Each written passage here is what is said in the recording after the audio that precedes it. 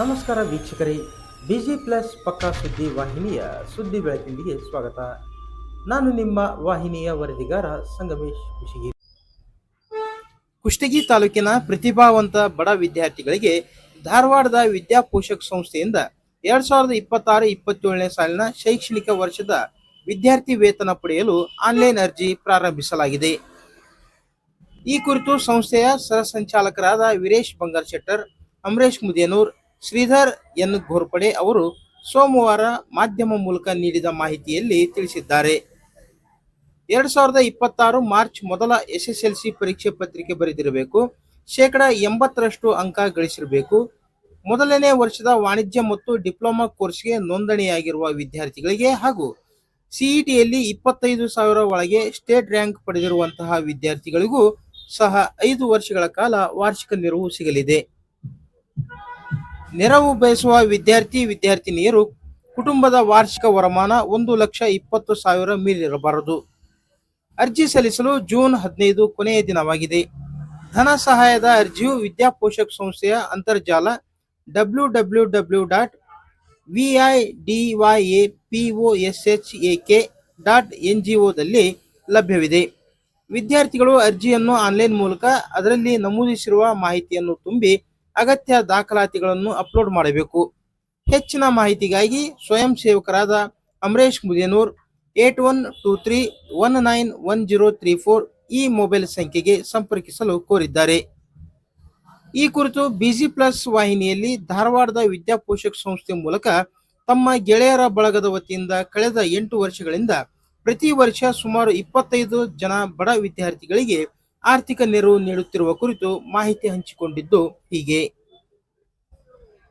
ಉಳಿದಂತೆ ನಾವು ಒಂದು ಇಲ್ಲಿ ಸಮಾನ ಮನಸ್ಕರು ಒಂದು 5-10 ಡೊನೇಷನ್ ಮಾಡಿ ವರ್ಷ ಮಾಡ್ತಾ ಇದ್ವಿ. ಈ ವರ್ಷನೂ ಕೂಡ ನಾವು ಅದನ್ನ ಕಾಲ್ಫಾರ್ಮ್ ಮಾಡಿದ್ವಿ. ವಿದ್ಯಾಪೋಷಕ 2026 ಅಂತ ಗೂಗಲ್ ನಲ್ಲಿ ನೋಡಿದ್ರೆ ಅದರದೆಲ್ಲ ಮಾಹಿತಿ ಬಂದ್ಬಿಡುತ್ತೆ. ಅದಕ್ಕೆ ನಾವು ತಾಲೂಕಿನ ವಿದ್ಯಾರ್ಥಿನಿಯರಿಗೆ ವಿನಂತಿಸಿಕೊಳ್ಳೋದು, SLC ಅವರಿಗೆ PUC ಅವರಿಗೆ ವಿನಂತಿಸಿಕೊಳ್ಳೋದೇನೆಂದ್ರೆ ವಿದ್ಯಾಪೋಷಕ 2026 ಅಂತ ನೀವು ಗೂಗಲ್ ನಲ್ಲಿ ನೋಡಿದ್ರೆ ಎಲ್ಲ ಮಾಹಿತಿ ಸಿಗ್ತದೆ. ಅದಕ್ಕೆ ನಮ್ದು ಮಿನಿಮಮ್ ಮಾನದಂಡ ಅಂತಂದ್ರೆ ವಾರ್ಷಿಕ ಆದಾಯ 1,20,000 ಒಳಗಿರ್ಬೇಕು ಮತ್ತು ಅವ್ರ ಪರ್ಸೆಂಟೇಜ್ 80% ಮೇಲೆ ಇರಬೇಕು. ಇಂಥ ವಿದ್ಯಾರ್ಥಿಗಳನ್ನ ಆಯ್ಕೆ ಮಾಡಿ ಅವರಿಗೆ ನಾವು ಅವ್ರೇನು ಅಪ್ಲಿಕೇಶನ್ ಹಾಕಿರ್ತಾರೆ, ನಾವು ಸ್ವಯಂ ಸೇವಕರ ಖುದ್ದಾಗಿ ಅವ್ರ ಮನೆ ಭೇಟಿ ಕೊಡ್ತೀವಿ. ಅವ್ರ ಮನೆ ಸ್ಥಿತಿಗತಿಗಳನ್ನು ತಿಳ್ಕೊಂಡು ನಾವು ಅವ್ರಿಗೆ ರೆಕಮೆಂಡ್ ಮಾಡ್ತೀವಿ. ವಿದ್ಯಾಪೋಷಕದವ್ರಿಗೆ ಅನುಮೋದನೆ ಮಾಡ್ತೀವಿ, ಇಂತಿಂಥ ಹುಡುಗರಿಗೆ ಕೊಡಬಹುದು ಅಂತ ಹೇಳಿ. ಅದೇ ಹುಡುಗರನ್ನ ಸೆಲೆಕ್ಟ್ ಮಾಡಿ ಅವರು ಇಷ್ಟು ವರ್ಷನೂ ಕೊಡ್ಬೋದು ಬರ್ತಾರೆ. ಈ ವರ್ಷನೂ ನಾವು ತಾಲೂಕಿನ ವಿದ್ಯಾರ್ಥಿನಿಯಲ್ಲಿ ವಿನಂತಿ ಮಾಡ್ಕೊಳ್ಳೋಕೆ ಈ ಪತ್ರಿಕಾಗೋಷ್ಠಿ ಮಾಡ್ತಾ ಇರೋದು. ದಯವಿಟ್ಟು SLC ಮೇಲೆ 80% ಮಾಡಿದವರು ಮತ್ತೆ ಆದಾಯ 1,20,000 ಒಳಗಿರೋದು ಇರ್ತಕ್ಕಂಥ ವಿದ್ಯಾರ್ಥಿನಿಯರು ವಿದ್ಯಾಪೋಷಕ್ 2026 ಅಂತ ಹೊಡೆದ್ರೆ ವೆಬ್ಸೈಟ್ ಓಪನ್ ಆಗುತ್ತೆ. ಅಲ್ಲಿ ಅಪ್ಲಿಕೇಶನ್ ಎಲ್ಲ ಡೀಟೇಲ್ಸ್ ಸಿಗುತ್ತೆ. ನೀವು ಅದರಲ್ಲಿ ಎಲ್ಲ ಫಿಲ್ಅಪ್ ಮಾಡಿದ್ರೆ ಅದು ಕೇಂದ್ರ ಸಂಸ್ಥೆಗೆ ಹೋಗ್ತದೆ. ಅಲ್ಲಿಂದ ನಮಗೆ ಕಳಿಸಲ್ಲ, ನಾವು ಅದನ್ನ ಎಲ್ಲ ಸ್ಕ್ರೂಟಿನಿ ಮಾಡಿ ಆಯ್ಕೆ ಮಾಡಿ ವಾಪಸ್ ಕಳಿಸ್ತೀವಿ.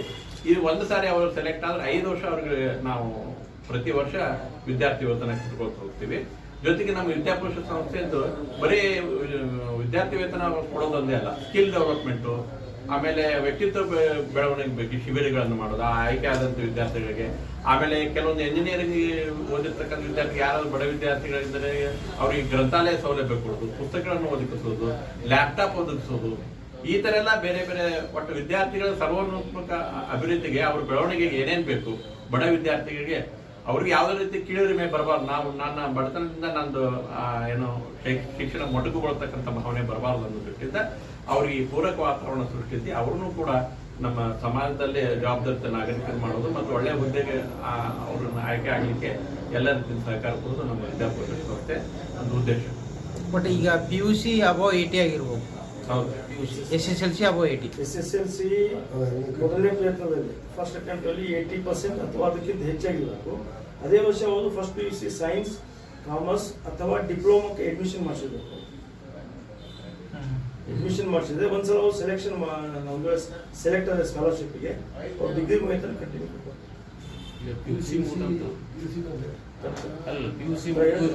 ಬರ್ತೀನಿ ಸರ್.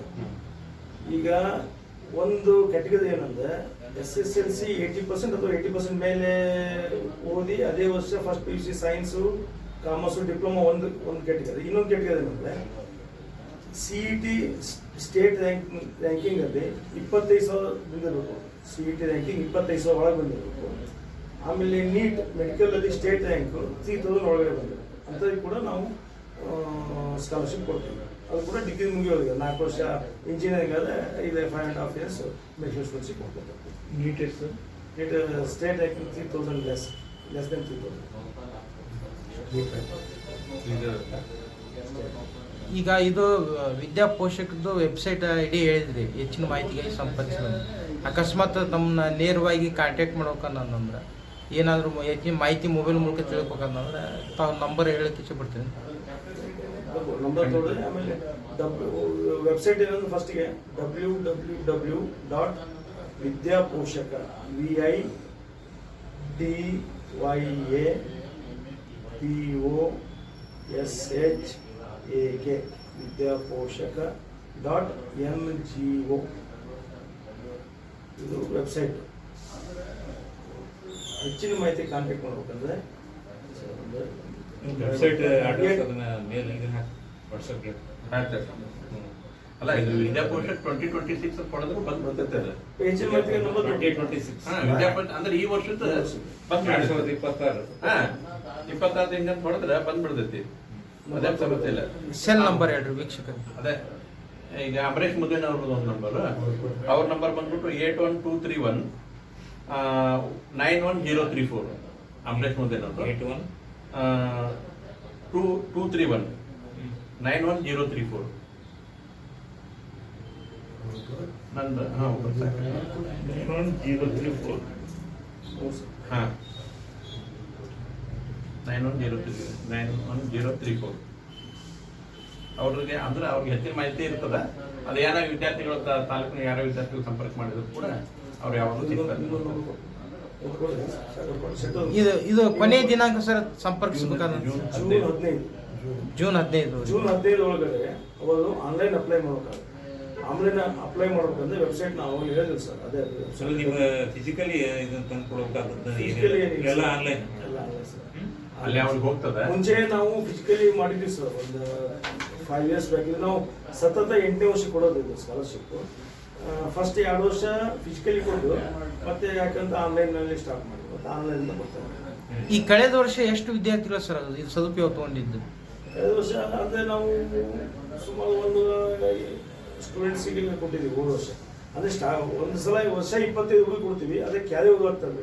ಈ ವರ್ಷ 25, ಮುಂದೆ ವರ್ಷ 50, ನೆಕ್ಸ್ಟ್ ಇಯರ್ 75, 100, 125, 150, 175 ಈ ಥರ ಸುಮಾರು ನಾವು 160 ಸ್ಟೂಡೆಂಟ್ಸಿಗೆ ಸರಿ ಸುಮಾರು 42 ಲಕ್ಷದಿಂದ 45 ಲಕ್ಷ ಕೊಟ್ಟಿದ್ದೀವಿ.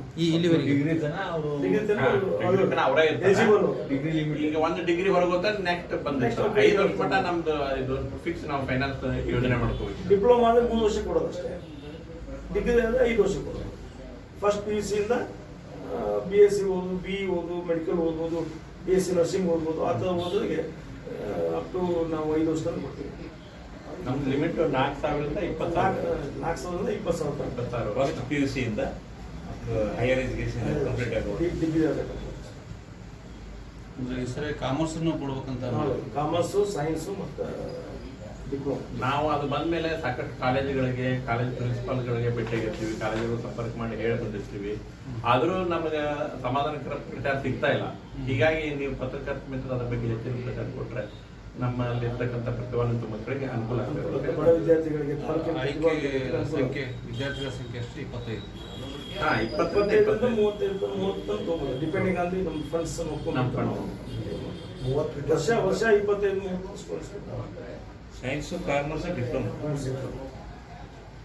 ನಮ್ಮ ಇಡೀ ಹೈದರಾಬಾದ್ ಕರ್ನಾಟಕ ಭಾಗದಲ್ಲಿ ಕುಷ್ಟಗಿ ತಾಲೂಕು ಮಾತ್ರ ಅವ್ರು ತೊಗೊಂಡಿರೋದು. ಯಾಕಂದ್ರೆ ಅವ್ರು ಎಲ್ಲಿ ಡೊನೇಟ್ ಹುಡ್ಕೋತಾರೆ, ಇದು ಸ್ವಯಂ ಸೇವಾ ಸಂಸ್ಥೆ, ಪಾರದರ್ಶಕವಾಗಿರ್ತಕ್ಕಂಥ ಸ್ವಯಂ ಸೇವಾ ಸಂಸ್ಥೆ. ನಾವ ಡೊನೇಷನ್ ಕೊಟ್ಟದನ್ನ ನಮಗೆ ವಾಪಸ್ ಕೊಡ್ತಾರೆ. ಹೀಗಾಗಿ ಕುಷ್ಟಗಿ ತಾಲೂಕಿನಲ್ಲಿ ಮಾತ್ರ ಇದೆ.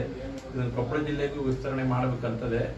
ಕೊಪ್ಪಳ ಜಿಲ್ಲೆಯಲ್ಲಿರ್ತಕ್ಕಂಥ ಒಂದು ದಾನಿಗಳು, ಉದ್ಯಮಗಳು ಆಸಕ್ತಿ ತೋರಿಸಿದ್ರೆ ಕೊಪ್ಪಳ ಜಿಲ್ಲೆನ ಅದರ ವ್ಯಾಪ್ತಿಗೆ ಬರೋ ಸಂಭವ ಇದೆ. ಇದು ಪ್ಯೂರ್ಲಿ NGO, ಪ್ರೈವೇಟ್, ಗೌರ್ಮೆಂಟ್